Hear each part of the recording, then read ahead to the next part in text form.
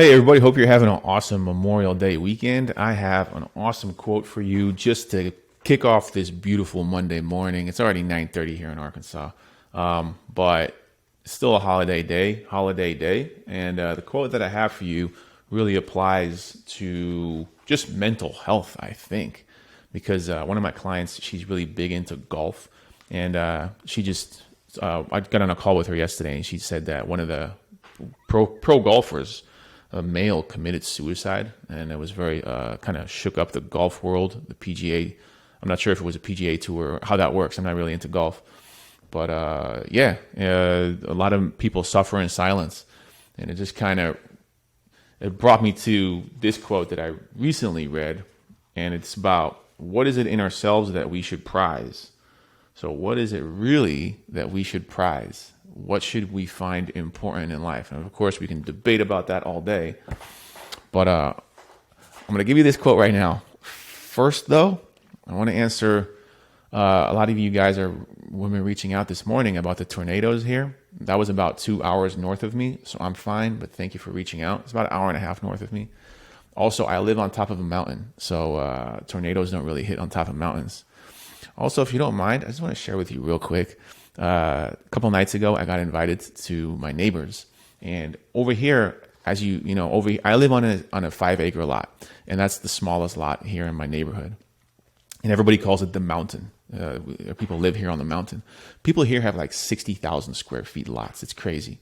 They have whole entire hills. I'm like the smallest house here, the smallest lot. My neighbor down the street, he's actually gonna have cows. So we're gonna have some grass-fed beef. I'm actually looking forward to it, milk and all that. But I got invited to my neighbors, and I already knew them. Really, just very easy to make friends. Which is actually one thing I wanted to talk about, but I didn't really know where to put it. But I'll just put it right here. Over here, we live kind of far apart, right? There's a lot of space in between each house, and I find that the more oxygen you have between homes, the more oxygen you have between people, the more room and space you have between each other, the more you're willing to come together. Whereas if you are on top of each other, like I've been in an apartment where you share a thin wall with your neighbor or maybe above you, and then you want to kind of get away, right? So it just reminded me when I'm here, like there's a really tight knit community. Whereas when I was in California, oftentimes I was like, yeah, let me go to the beach. Because if you go to the beach, if you live in California, first off, the reason California is so expensive is mainly because of the weather and the fact that you have a beach. So if you're not using the beach, perhaps perhaps schedule it in, start using it. And that's the thing. You got to schedule that in because you're never going to spontaneously go to the beach because I know you. With all due respect, I know you. You're probably just like me, true Californian. You want to hustle. You want that money. You want to work. You want to take on another project. You just made a sale. Cool. Let's go make another sale. Boom, boom, boom. Time is of the essence. What does Warren Buffett say? Everybody has the same 24 hours in the day. It's how you use them that matters. So why would you go to the beach? That's a waste of time. What are you, lazy? Do you even work? You get into that attitude. But when I started going to the beach 3 years ago, and I was living in California for like 12 years before that, it's such a stress relief. And also the science, I don't know the science. I'm just saying like there must be science. Maybe there isn't. But if you take your shoes and socks off, and you put your feet in the sand and you walk with your feet through the sand, you ground yourself. You can also do this with your feet on the dirt. And you reset your energy levels and you just start feeling better. Now, if you want to take it one step further, put your feet in the water. If you really want to kill it, get head under in the water, and your body will absorb transdermally through the skin a whole bunch of magnesium. A lot of people get prescribed antidepressants, get prescribed all kinds of crazy stuff that messes with your brain. You can also just take magnesium or get magnesium in naturally. So I got invited to my neighbors, and they had already visited my house. They have kids too. They have 2 daughters, 2 boys, and they saw that I have all these cars on my wall, so they knew I like cars. So anyway, I walk up to this dinner that they're having, and they eat outside every night, and they have like 10 acres. So I walk up, they're sitting on their balcony, and it was just like a true American scene, like American Pie. There was probably a Chevy down the levee but the levee was dry or something like that. But I walk up, and the two girls had another girl friend, and they were all holding hands, walking in circles, singing songs. The two kids were doing handstands because they were in gymnastics and doing taekwondo. They had some homemade pizza, and we're sitting at the dinner table. And you know those scenes in movies where somebody gets asked a question in a group, and everybody looks at the person who got asked the question, like, what is he or she going to answer? I kind of had one of those scenes where everybody was there. It was like 10 people there, and they asked, "Hey, Michael, you shoot guns? You got any guns?" And I was like, "No, I don't shoot guns. I don't have any guns. I got a PlayStation. I used to play Duck Hunt on Nintendo.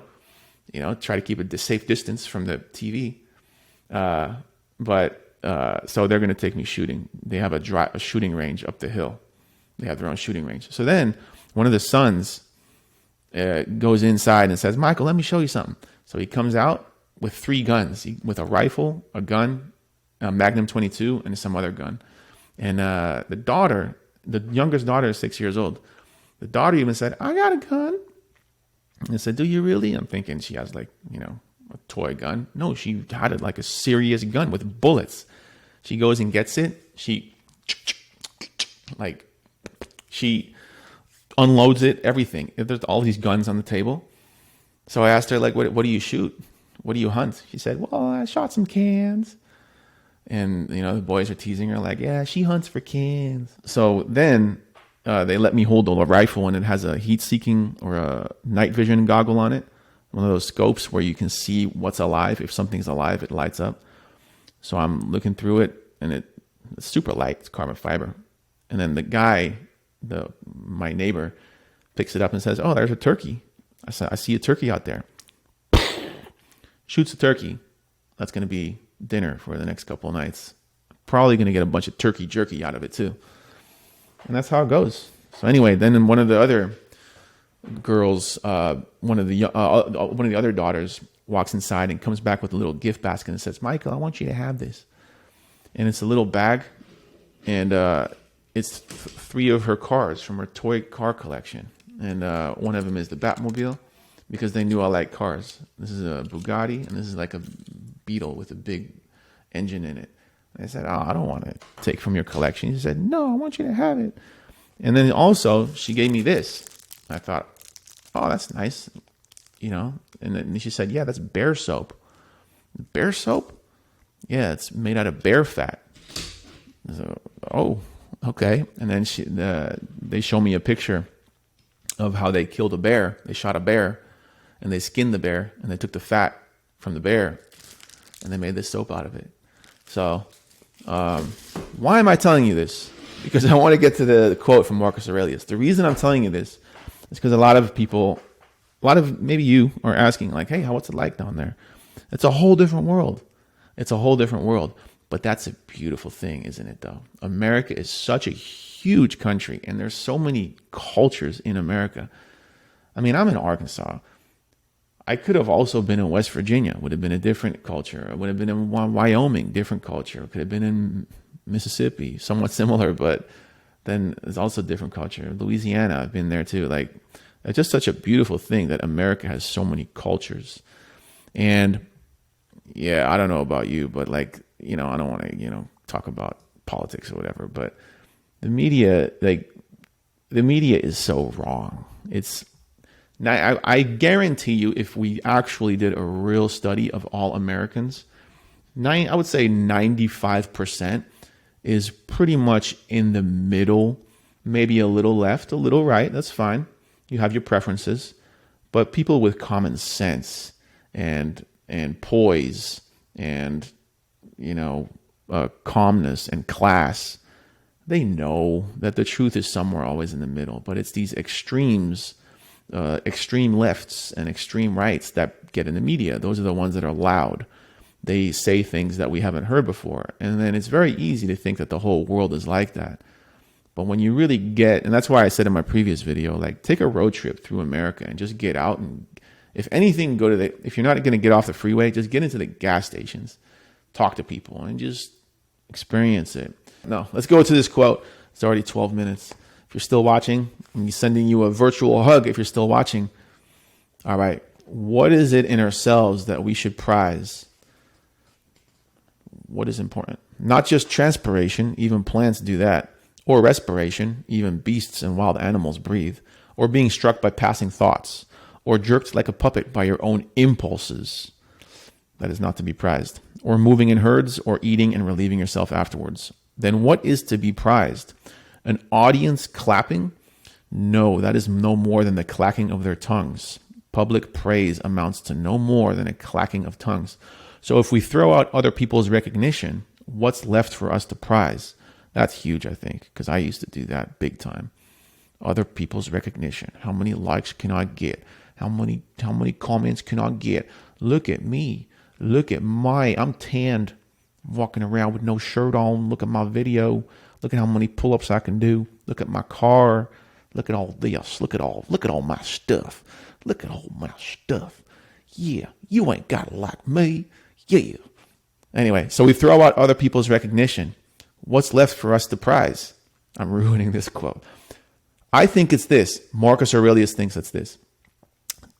What is there to prize? To do and not to do what we were designed for. That's the goal of all trades, all arts, and what each of them aims at. That the thing they create should do what it was designed to do. The nurseryman who cares for the vines, the horse trainer, the dog breeder, this is what they aim at. In teaching and education, what else are they trying to accomplish? So that is what we should prize. Hold on to that.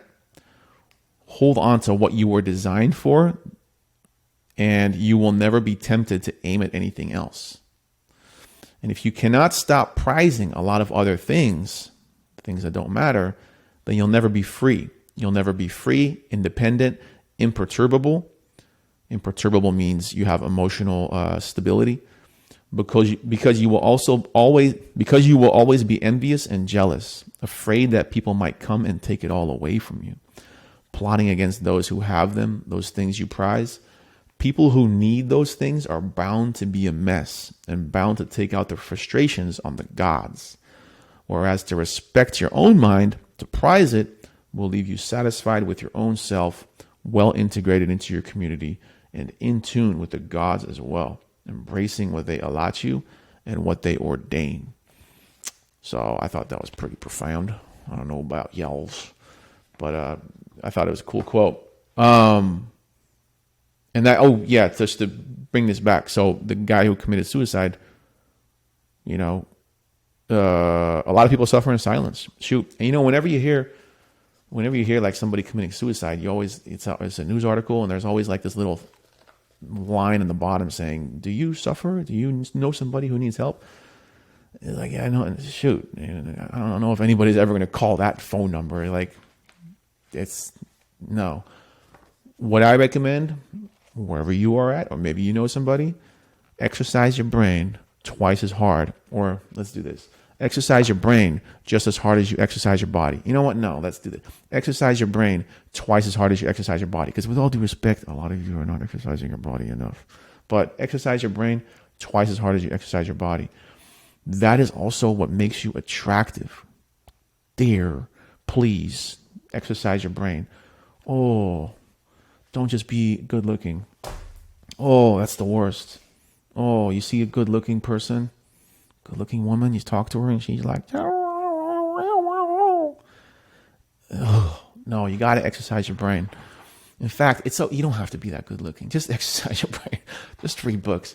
Marcus Aurelius, Meditations. I'm going to end this video right now. And I'm starting a training program, 12 weeks. It's going to be great. If you want to sign up, let me know. It's Monday, Tuesday, Thursday, 5 a.m., 6 a.m., 9 a.m., and then 5 p.m. It's going to be 9 people max. I think the 5 a.m. is already sold out. So yeah, you know what? It's probably already full. But if you're interested, message me. You have to be you have to be really motivated and all that. So yeah, because external motivation only lasts for like 3 seconds, especially nowadays. You can watch a really cool movie or see something online and you'll just swipe and then your motivation goes away. It used to be external motivation would last longer. You would hear something cool and it would be like you would walk through the forest and be like, oh, wow, that was actually really good. And then it lasts for a day. The only motivation that really lasts is if you have intrinsic motivation, and if you have internal motivation, like a strong reason why, then you will accomplish whatever you want in life. And most people, unfortunately, I hate to say this, but they don't act until they get either diabetes, divorce, heart disease, or cancer or something like that.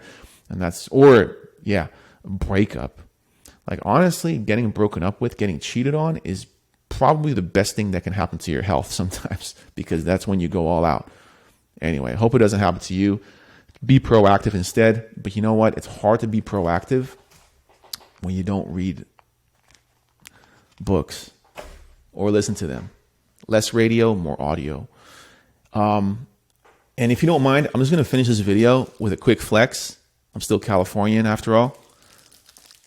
I got bear fat over here, bear fat soap. What do you shower with? I got bear fat soap.